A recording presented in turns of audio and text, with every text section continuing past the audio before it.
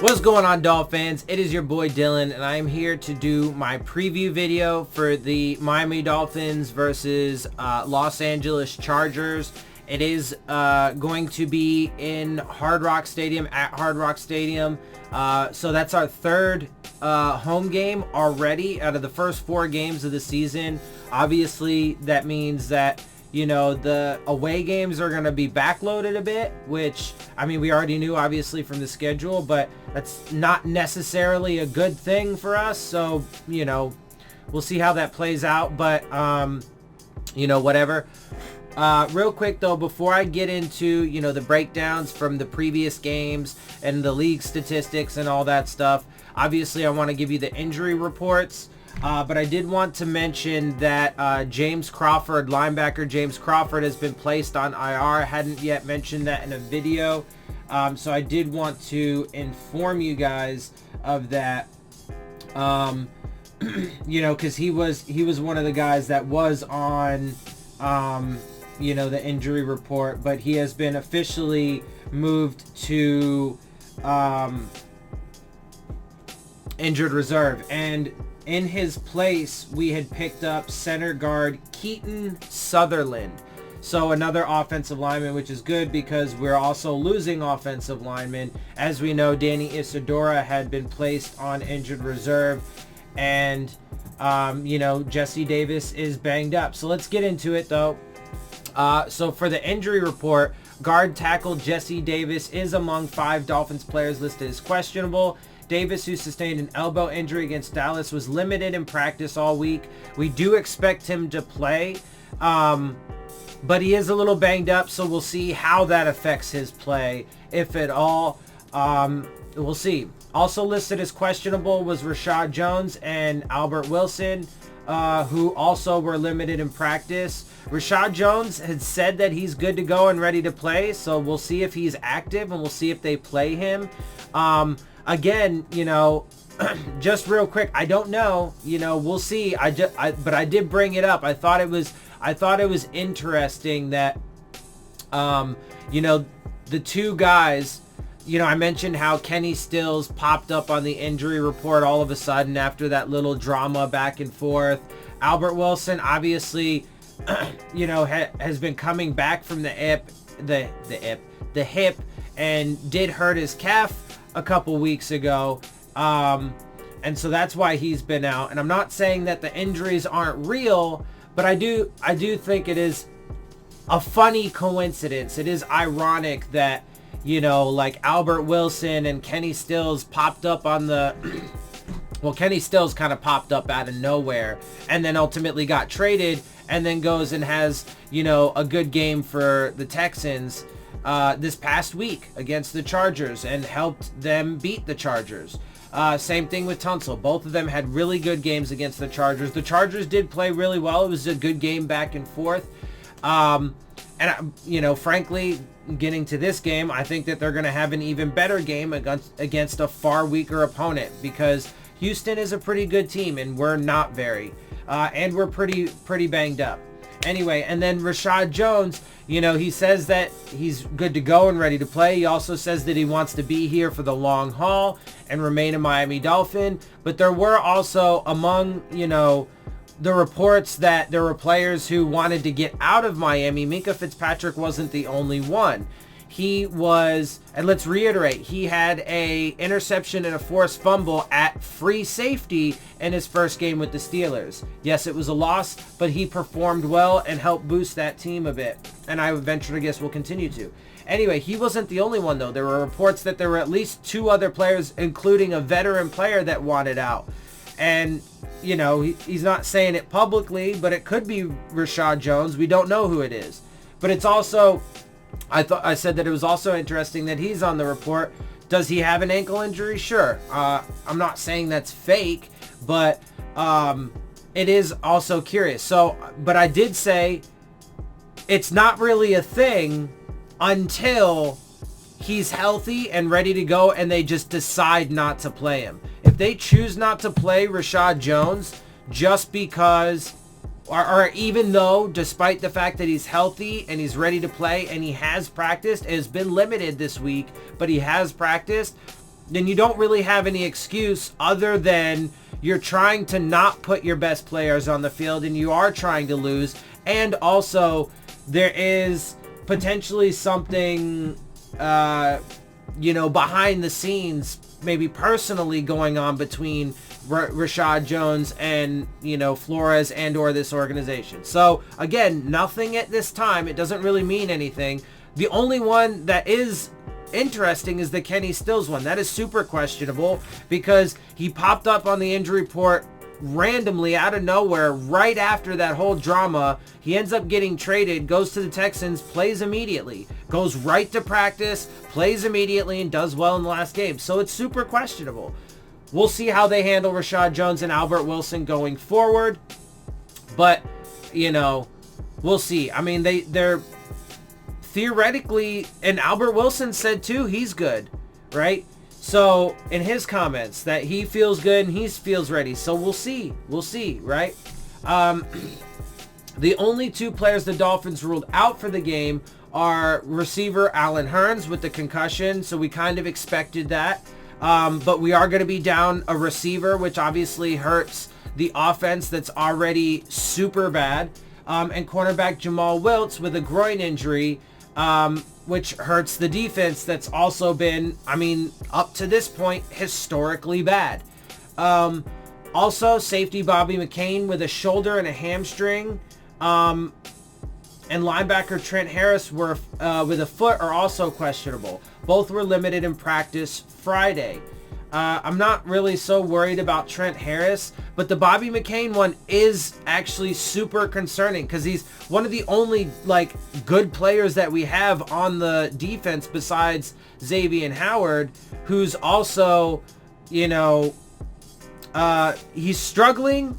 The reasons for that, a lot of people are speculating different things. I think that it's reasonable to think that his frustrations and the lack of being bought in could be a factor in that. Also, it could potentially be the schemes and how, they're being used and the plays being called, right? And stuff like that. So, but, it's all really just speculation. I think that those things do play as much of a role. Certainly, I think that they play more of a role than him being a bad player, that a lot of people are trying to say, oh, well, he's just sucking and blah, blah, blah. And dude, that's ridiculous. X is a great player. He's an amazing corner and got paid like he should.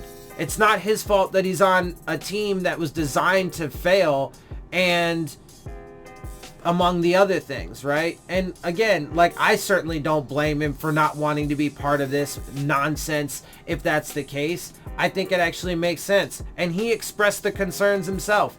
He says, and I'm paraphrasing here, that, these are my prime years and I want to be competitive now. I don't want to fucking, and he has said things like, we got to trust the process and, I understand what they're doing for the future, but that is going to go away super quick, especially, again, God forbid, knock on wood, whatever. If he has some kind of an injury scare, it's done. It's done. Mark, hear me now, quote me later, it's done.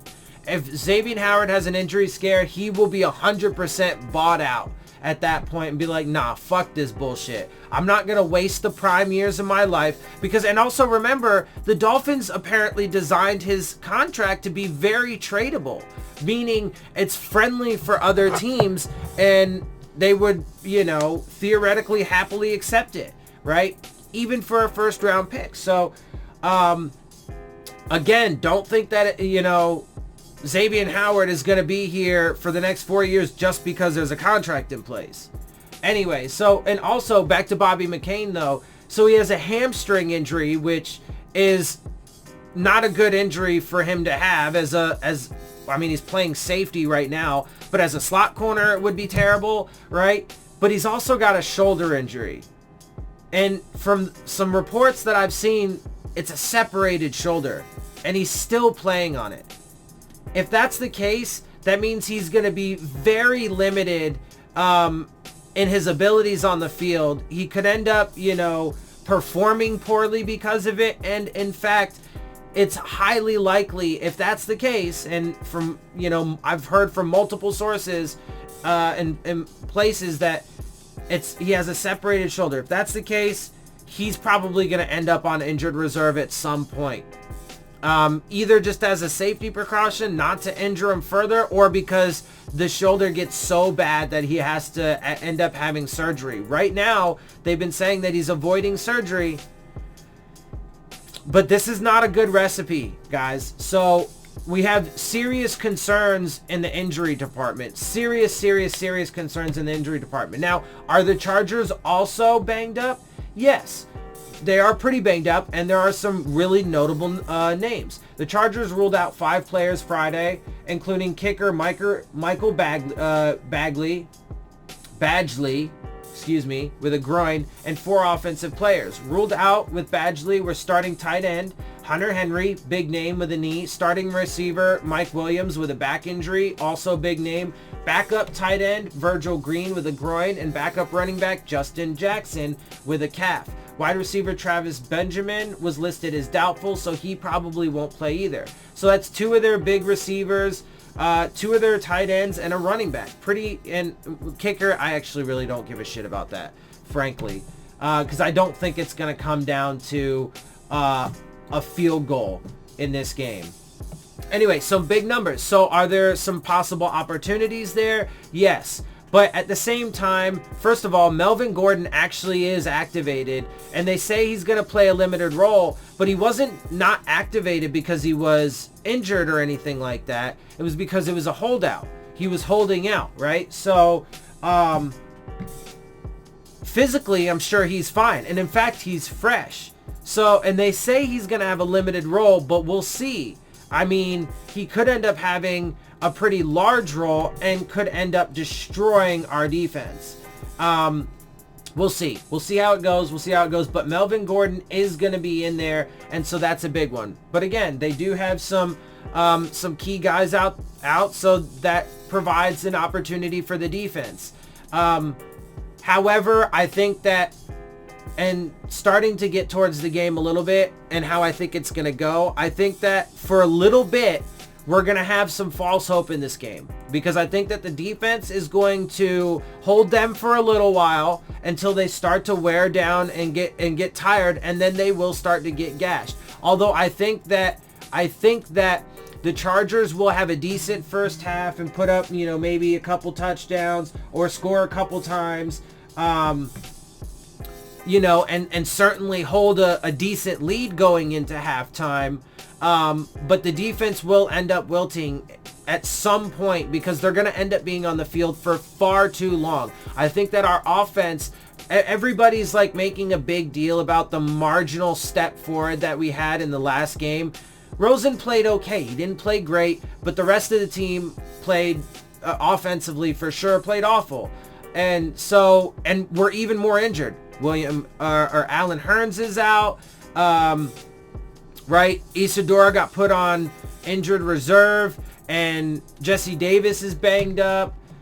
So, I mean, and we're going to have a new guy in for Isadora at right guard. I mean, it's, and the Chargers with Melvin Ingram and Joey Bosa, they have a far better pass rush than the Dallas Cowboys. Now, last week, to be fair and to be completely, honest, transparent, and all those things, I was wrong last week that I thought that, Dallas would have an uptick in some defensive statistics because our offensive line is so bad and so on and so forth. I was wrong about that, but the majority of that is because of the fact that Dallas doesn't really have a strong pass rush. And so, the Chargers have a far better pass rush and a damn good secondary, so they can cover as well. And we're super limited, right? So I think that their offense is going to perform a bit better than they did last week. Last week they kind of shot themselves in the foot a bit too. The Chargers could have had that game if it wasn't for their own personal mistakes and penalties and stuff like that. They certainly could have had the game. They played well enough. Now, also, I will note that if you can manage, I mean, we don't have a pass rush for shit either, and I don't really expect us to in this game, but you do also have a bit of an opportunity if you can get to Phillip Rivers, because he's easily shook. I call him, my nickname for him is Phillip Quivers, because when you start getting to him, he just like falls apart. He starts throwing interceptions and so on and so forth. So there are opportunities, especially with some of the guys that they're out, but they still have plenty of playmakers on the offense. And I think that their offense is going to do just fine against this, talentless, inexperienced, frustrated, demoralized, tired defense.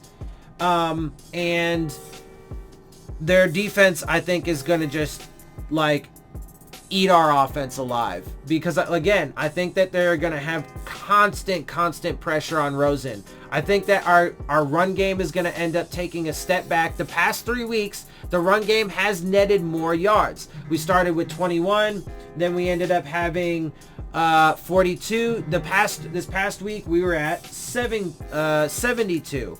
I think we're probably gonna take a step backwards going against this defensive line, and definitely in the pass game, I think that we're gonna take a step backwards because again, I think this pass rush, I think they are gonna be all over Rosen. Anyway, let me start getting into the statistics though. So going into this game, obviously we are 0-3. The Chargers are 1-2.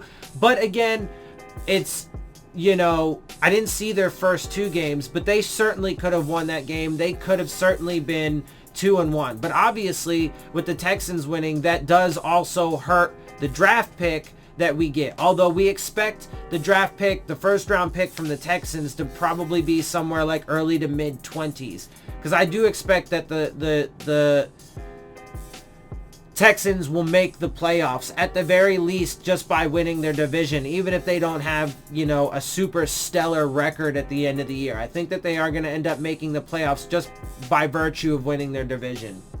But we'll see.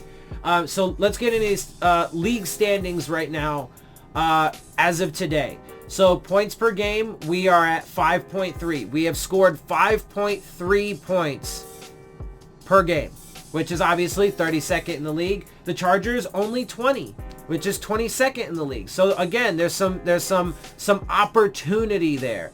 But of course, our defense is, ranked 32nd in the league in almost all categories, except passing yards. But our secondary is taking a hit with Jamal Wiltz out. Bobby McCain is super banged up.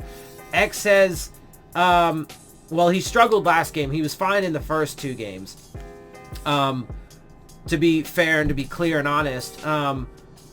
But he's getting more frustrated with each passing day, each passing game, and so on and so forth. So, and, we just put a linebacker on injured reserve. So we're getting our defense. And I told you guys, we're going to continue getting hurt on the defense because they are just getting so bruised and battered in these games. And also in large part because Brian Flores has shown that it doesn't matter. He's just going to run them ragged in practice. So it doesn't matter how much of a toll that takes on their bodies or how many injuries we have throughout the year. He's just going to run them until they have nothing left in practice. And so far, that has been the case. So it's not me doing it. It's him. I know some people are going to hate on me because I'm apparently hating on Brian Flores because I'm telling the truth. I know people don't like the truth. It's hard for people to handle, but I'm going to speak it regardless. So if you don't like it, sorry, sad day for you. Anyway, yards per game, we have 222.3, which is 31st in the league. The Chargers are at 408.3, which is 5th. Now, so points per game, they are 22nd, but the other stats that they have are, either in the top 10 or their rush yards per game is 14th. So they are producing on offense. I think that they are going to score quite a bit more than 20 points. I think that we are going to have another blowout game, unfortunately, because I think that this offense is going to be, is going to have one of its best games. And I think the defense is going to feast on our terrible, putrid offense. But let's continue. So pass yards per game, we have 177.3, which is 30th in the league. compared to their 296.7, which is 5th in the league. Our rush yards, we have 45 per game, which is 31st in the league, compared to their 111.7, which is 14th in the league. Now, real quick, we're giving up 208 per game. I have a feeling that Melvin Gordon and Justin Eckler are going to have a really good game against us. The two of them for sure. Justin Jackson is out, but they do have some really capable running backs. And obviously Melvin Gordon, and Eckler is it Justin or was it Austin? Is it Austin Eckler? I think it might be. Yeah, Austin Eckler. Excuse me. Austin Eckler. He's a beast, dude. When I watched that Charger game, he was all over that Houston defense. Let's see. Where was I? Okay, so defensive statistics. Points allowed, we've given up 133, which again, through 3 games, is an NFL worst. It is the worst in league history through 3 games. And we are fast on pace to break the NFL record for most points given up in a season ever, and fewest points achieved by an offense. So we're on pace to have the worst offense and defense ever at the same time in league history. And unfortunately, I don't expect that to change after we see the results of this upcoming game. But we'll see, right? But for me, look, I said it before, I'm going to give them 3 games. If they get blown out in 3 straight games, I can't give them the benefit of the doubt anymore, especially as injuries mount up and frustrations and stuff mount up. Like, I can't give them the benefit of the doubt. I'm fairly certain, I'm confident that we're going to end up getting blown out in this game again. And unfortunately, I don't want it, right? So a lot of people conflate the fact that I tell the truth and I'm realistic and I just say things as I see it based off of the stats and the data as that I'm like hoping and wishing for them. No, in fact, I'm the opposite, right? There are fans that want us to go 0-16 so that way we can be successful at this bullshit tank job. Again, a process that no true fan should ever want. You should never want your fan to be bad in hopes that you could possibly be good again someday. Anyway, but they want us to go 0-16 so that way we can get that number 1 pick for sure. The difference between me and them is I don't want us to go 0-16. I think that's, again, you cannot remove worst team in NFL history from the history of the franchise. It will be there forever. I do not want that. But I'm realistic, and all of the data points towards it's going to happen. Anyway, so, but compare that to the Chargers 64, which is 13th in the league. So their defense actually right now is middle of the pack according to league standings. I would venture to guess, I know again I was wrong last week when I said that the Dallas squad was going to get a boost in defensive statistics playing our offense. I was wrong about that. But again, I think that was in large part because of the fact that the Cowboys don't have a strong pass rush. And I think that is definitely going, in my opinion, that is definitely going to change this week. Yards allowed, we are giving up 499.3, which is 32nd in the league, compared to the Chargers, which are giving up 363.7, which is 18th. Pass yards allowed, for us, we're giving up 291.3, which is only 28th in the league. So, our secondary is our strong suit, but Minkah Fitzpatrick is gone. Jamal Wiltz is hurt. James Crawford is now on injured reserve. Bobby McCain is super banged up, and X is, like, hella frustrated, to say the least, right? So, we could suffer in that area going forward, especially if, like, Bobby McCain does end up on, like, injured reserve. The Chargers are giving up 251.7, which is 17th in the league. Rush yards allowed, we're giving up 208 per game. And again, remember, the Dallas Cowboys last week had 2 rushers over 100 yards.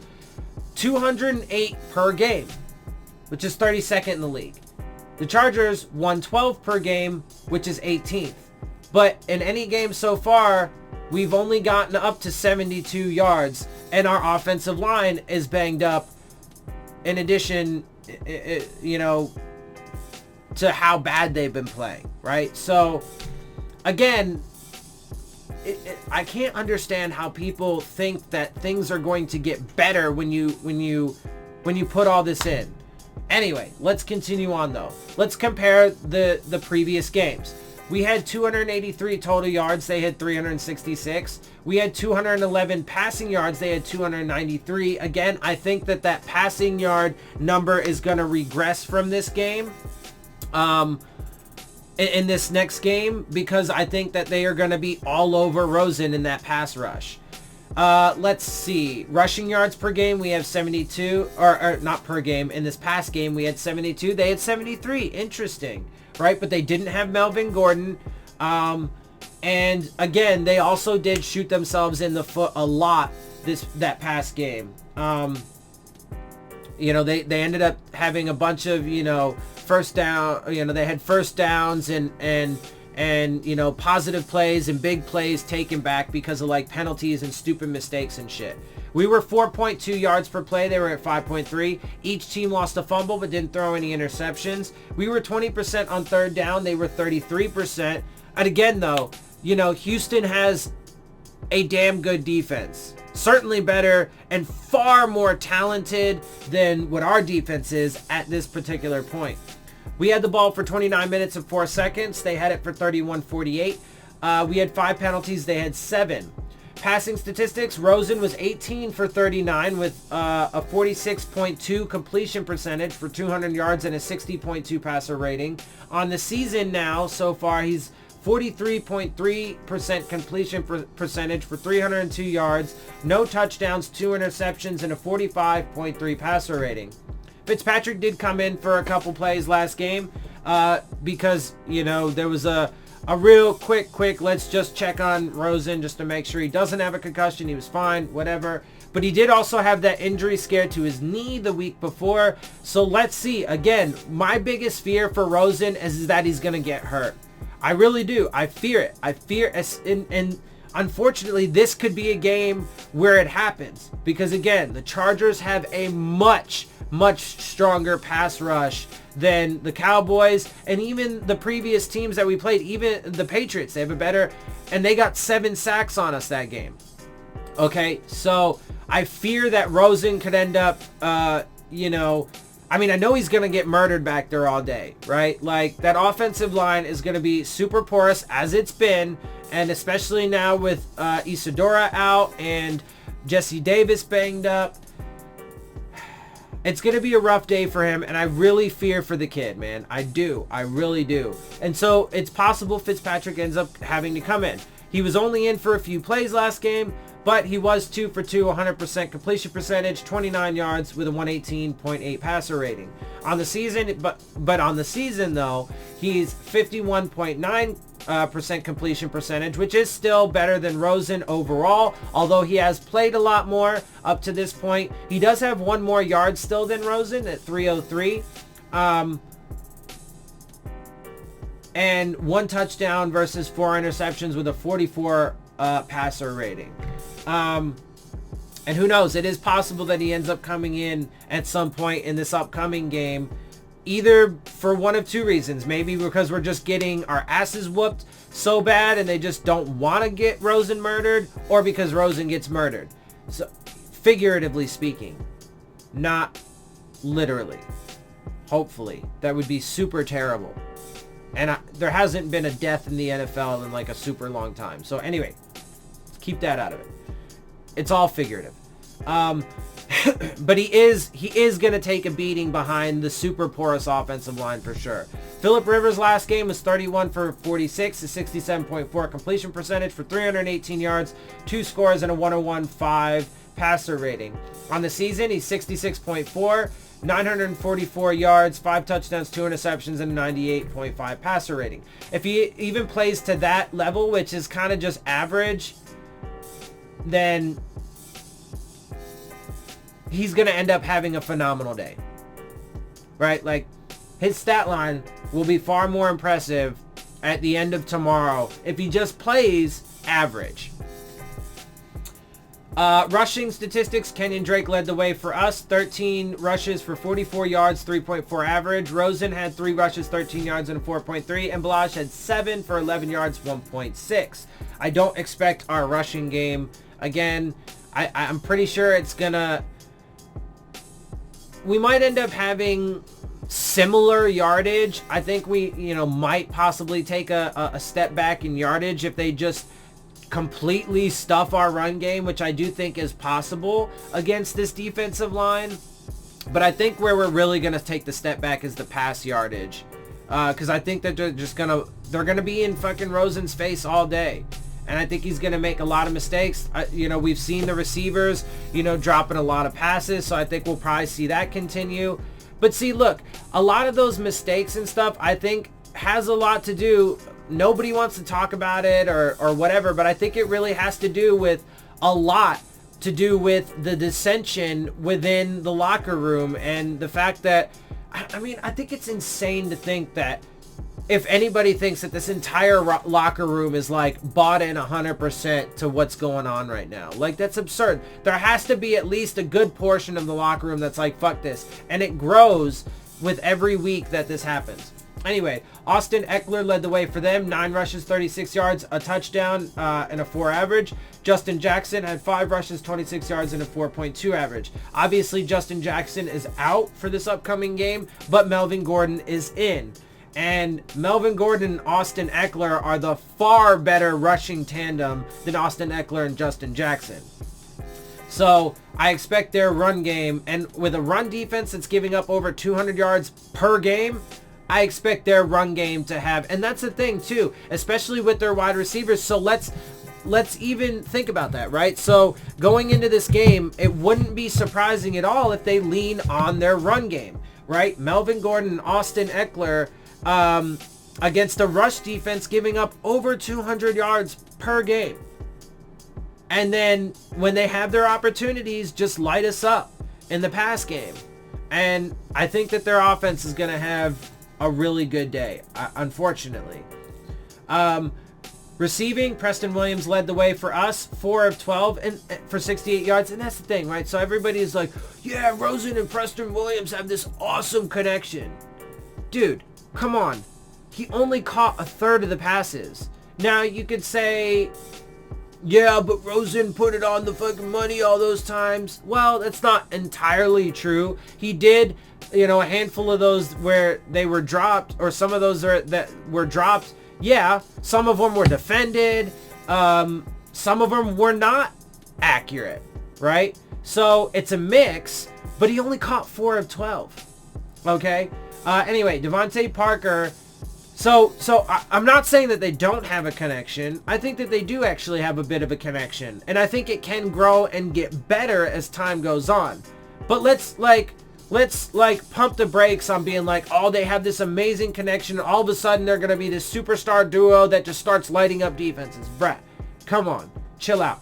Devontae Parker was 3 of 6 for 56 yards. Kenyon Drake, 3 of 6 for 34. Jakeem Grant, 4 of 7 for 27. Nick O'Leary, 1 of 1 for 19. Kalen Balazs, 1 of 3 for 10. Keenan Allen led the way for them, 13 of 17 for 183 yards and 2 scores. He's obviously going to be there. He's a major threat. So we'll have Austin Eckler, Keenan Allen, Melvin Gordon. Dontrell Inman is a really good receiver as well. They do also have Lance Kendricks, the tight end. So they're missing Virgil Green and Hunter Henry, but they do also have Lance Kendricks. They still do have, good receiving threats and a really good running back tandem. And then, of course, an offensive line that is far better than our offensive line, like leagues above ours. And frankly, I think even quite a bit better than our defensive line. We have no pass rush. And again, just to be clear, that sack, and obviously I'll get to this in a second when I talk about the defensive statistics, but that sack we got and the interception we got was only because of Dak. It was just foolish on Dak. Super foolish on Dak, right? The sack, he easily could have thrown the ball away. He just didn't. And he took the sack. Why? I don't know. Stupid mistake. But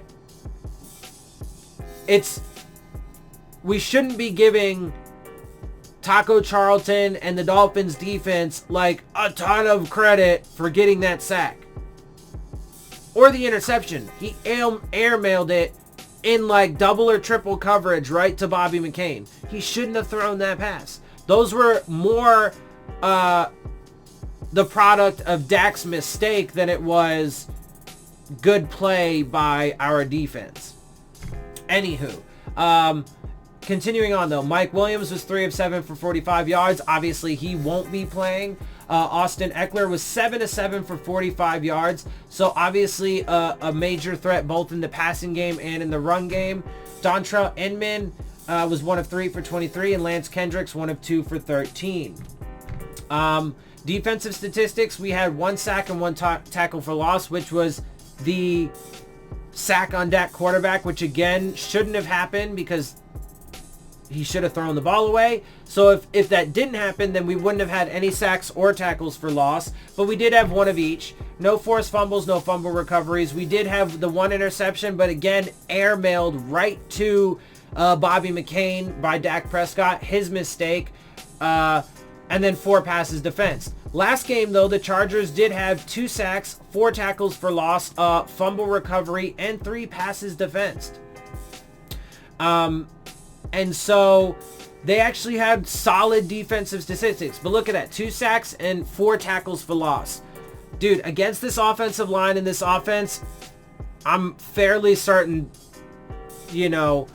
those overall are going to increase. And I think that they're going to end up picking us this week. I think they'll probably have a few more pass defense than just 3. I do think that their defensive statistics are, again, I was wrong last week when I said it. I was not wrong, though, the week before when the Patriots had a pretty substantial boost in their defensive statistics. And in large part because of that game, and their first game as well, to be fair and clear, the Patriots lead the league in overall defense, passing defense, and rushing defense. They lead the league. They're first.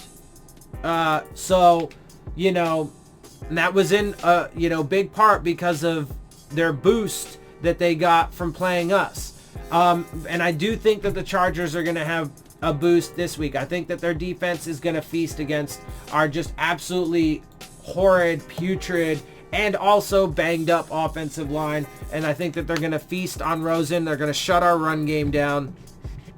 And then we're going to be super one-dimensional. We're going to make tons of mistakes. I mean, look, again, there are opportunities, but we can't have the penalties, the drops, the stupid mistakes, the miscommunications. There's so much. And especially too because we're revolving guys, new guys are constantly having to come in. I mean, unfortunately, there's really no logical, there's no real logic to it's going to get better.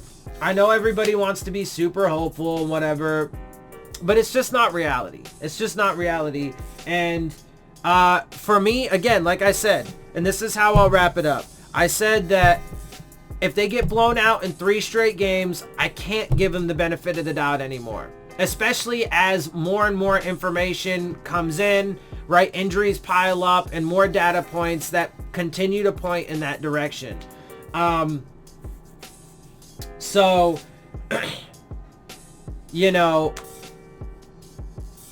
like I said, I can't give them the benefit of the doubt. I think that in this game, now that's not to say that I don't think that every game we play we're going to get blown out, right? Like I think when we play the Jets both times, I think they're going to win both games because we are the far inferior team across the board, especially as injuries mount up.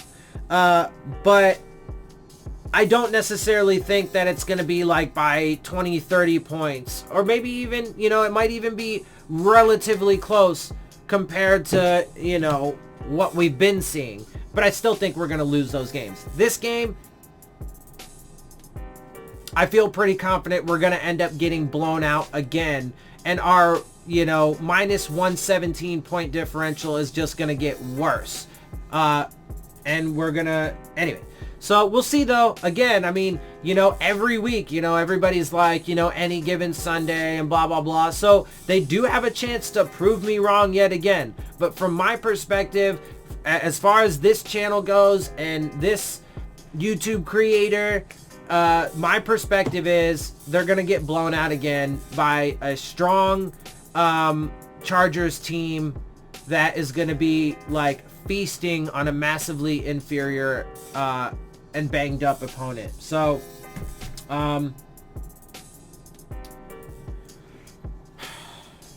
score prediction, I think that they will get over 30 points. We won't score 10. By the way, I was right. Last week we did not break 10 points yet again. So I don't think that, you know, we'll get, you know, maybe we'll get close. Maybe we'll kick 3 field goals and have 9. Probably not even that, though, honestly, with as good a day as I think their defense is going to have against our offense. But yeah, I think, let's say 35 to, let's say 38 to, because I think that they'll score, that's what, like 5 touchdowns and a field goal. 38 to, I don't know, man. Like, this offense is so bad. 38 to 7. Let's say we get 1 touchdown somewhere in the game, and that's it. 38 to 7. There you go. That's my score prediction. We'll see what happens.